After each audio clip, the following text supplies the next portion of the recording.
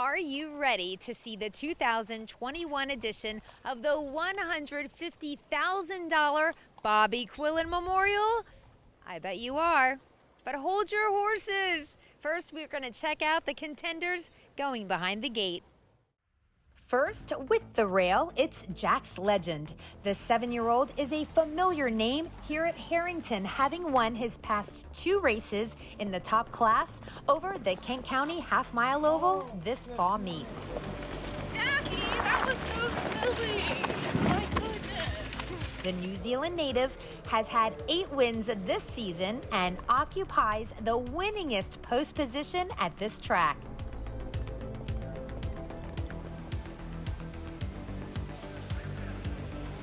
Jack's Legend goes to post for trainer Josh Green, with driver Pat Barry at the controls. With the number 2 spot behind the gate, it's Bronx Seelster. The 5-year-old has been racing and winning in top classes in the Midwest and New York, and took his lifetime best of 149.4 just last month at Scioto Downs.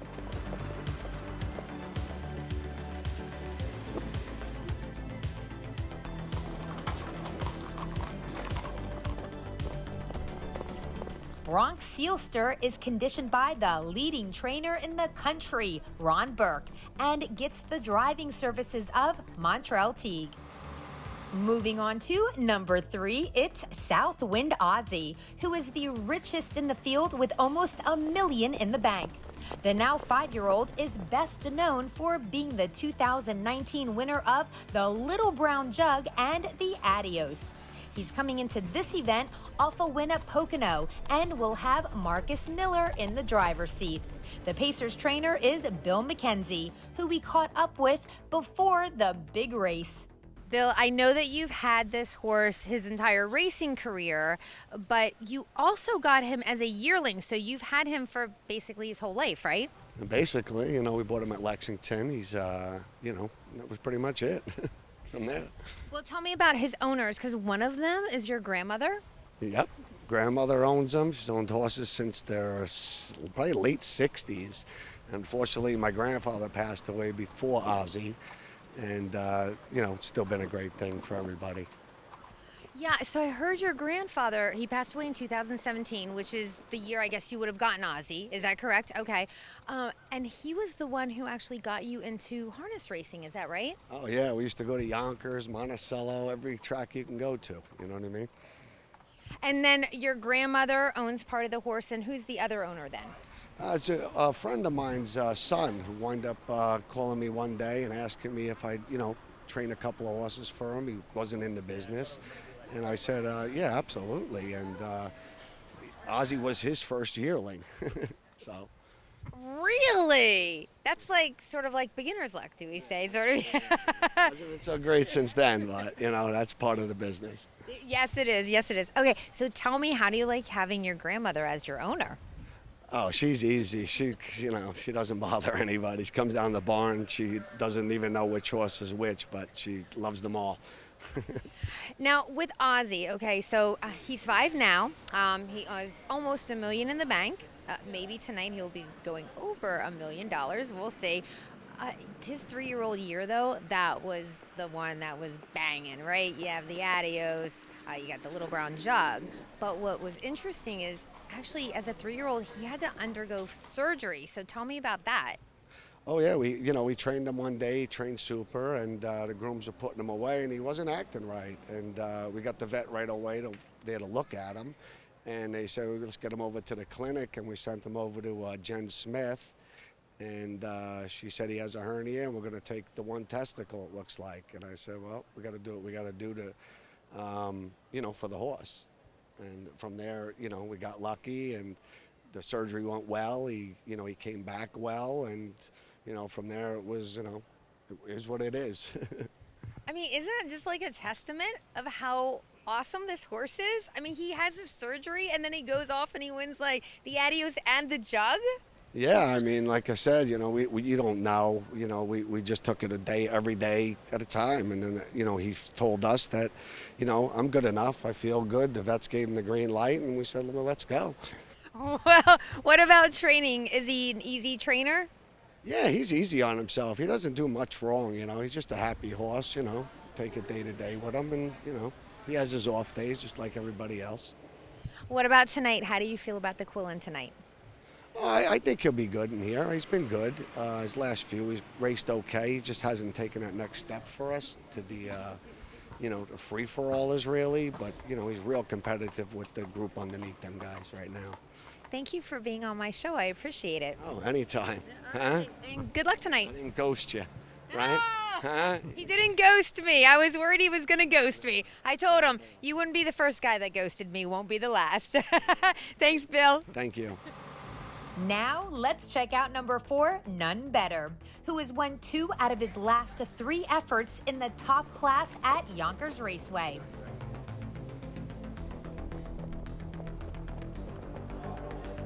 Also, you may remember that this 8-year-old finished second in the most recent edition of the Quillen, which took place in 2019.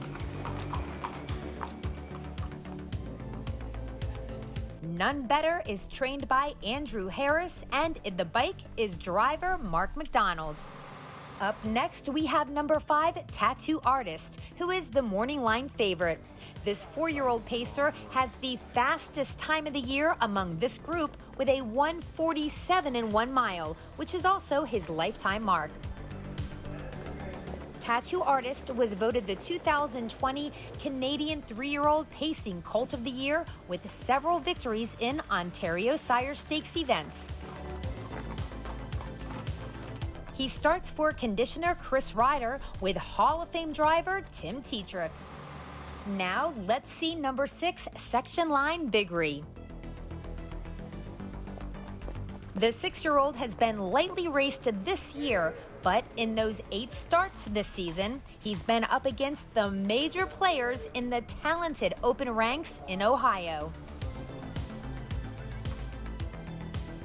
Section Line Biggery ships in from the Midwest for trainer Steve Bowder.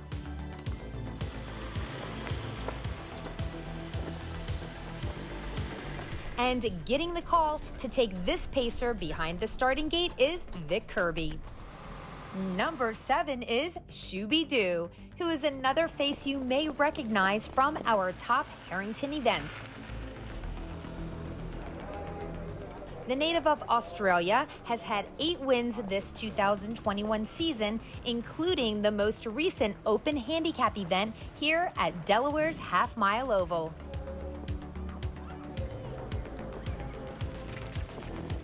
The 6-year-old is conditioned by Dylan Davis and going to post with Corey Callahan driving. And with the outside post of number 8, it's Nicholas Beach. The 5-year-old sidewheeler is the richest in the field for this season, with almost $220,000 made in 2021 alone. One of his biggest victories this year came in the Commodore Barry in Philadelphia.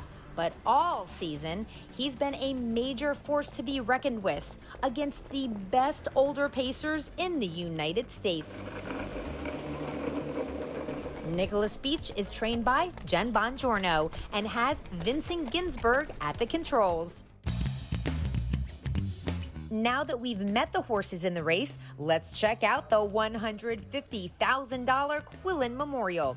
It's the 14th edition of this signature event at Harrington Raceway, starring a field of top older pacers. And we'll send it up to Jack Gallagher for the call. They're off. There goes None Better off the lead. Tattoo Artist moves out toward the inside. Jack's Legend. Bronx Seelster got away in 4th. Racing 5th on that first turn. That's Southwind Aussie. Then comes Section Line Big Rye, followed by the trailers on that first turn. And they are Shooby-Doo and Nicholas Beach. They race up the back stretch. Coming out on top, that's Tattoo Artist by 2 lengths. Racing in second is None Better. Right behind None Better, that's Jack's Legend. Bronx Seelster got away 4th. Racing up in 5th is Southwind Aussie. They went by the opening quarter 26 and 4/5. They make their way around the turn over toward the top of the stretch the first time. And it's Tattoo Artist leading by a length and a half. Racing second, that's None Better. Jack's Legend got away 3rd. They come by the stands now on their way toward the half. It's Tattoo Artist and Tim Tetrick. They lead by a length and a half. Sitting in second is None Better. Right behind None Better, Jack's Legend. Coming to the outside, Bronx Seelster. South Winnazi would like to follow up. The inside goes Section Line Big Rye. They went by the half in 55 and 2 around that turn toward the backstretch. Tattoo Artist on top by that length and a half. None Better races in second. Jack's Legend sits in third. Bronx Seelster on the outside, another 2 lengths to South Winnazi. Dropping back along the inside a bit is Section Line Big Rye. After that comes Shooby-Doo, and trailing is Nicholas Beach. They went by 3/4 in 1:22 and 2/5, and they're on the final turn. Tattoo Artist, None Better, Jack's Legend. They're still 1, 2, 3. Bronx Seelster sitting on the outside but not gaining. They come toward the top of the stretch. Tattoo Artist with about a 2-length lead, and they're at the top of the stretch. Tattoo Artist, None Better swings to the outside. Here comes Jack's Legend down the inside, coming through the stretch. Tattoo Artist, None Better coming on the outside. Jack's Legend, they come toward the wire. None Better on the outside. None Better beats Tattoo Artist. The 2021 Quillen Memorial has crossed the finish line. So let's send it over to Assistant General Manager Matt Spiracino for some post-race comments. I'm joined by driver Mark McDonald, who won the 2018 Quillen with Sunfire Blue Chip from the same post. Wins with None Better tonight. Mark, you hadn't been here for a few years, but you're obviously familiar with half-mile racing. You put this horse in a great spot. How'd you feel going in? I like my chances. Tattoo Artist's a really good horse, and luckily I was inside him, so I was able to use my good gate speed that horse has, and got him a nice 2-hole trip, and he kicked real well coming up home. Andrew had him real ready and did a good job. This horse had been razor sharp at Yonkers with a couple of wins there in a row in the open company. But as you know, that's some pretty top flight competition before drawing the outside last time. How confident were you coming into this race when you saw the draw and the competition? It was a tough race. I knew I had to probably get the jump on the 1 and 2, and I was hoping to get the trip I got sitting behind Tattoo Artist, and I was kind of just hoping to be second. And then coming off the turn, he felt good, so I moved him to the outside, and he got up. You had a lot of action there through the lane with Tattoo Artist on the front end, and then of course Jack's Legend sneaking down the inside there. Did you think you had him going to the wire? He felt like it. I had a decision to make there because Pat was loaded in behind me. I didn't want to pull too early and give him a real good run up the inside. So, it just worked out. And he's a really nice little horse. What are this horse's plans for the rest of the year? Do you think he'll continue to race at Yonkers and open company, or do you know if he has any stakes engagements? I think they have him staked a little bit. Joe had mentioned he had him staked a little. I mean, honestly, this is the first time I ever drove him, so I don't really know a whole lot about him. But, other than he's a really nice half-mile horse and fun horse to drive. Mark McDonald, congratulations. Andrew Harris, the whole team with None Better. Congratulations on winning the 14th edition of the Bobby Quillen Memorial.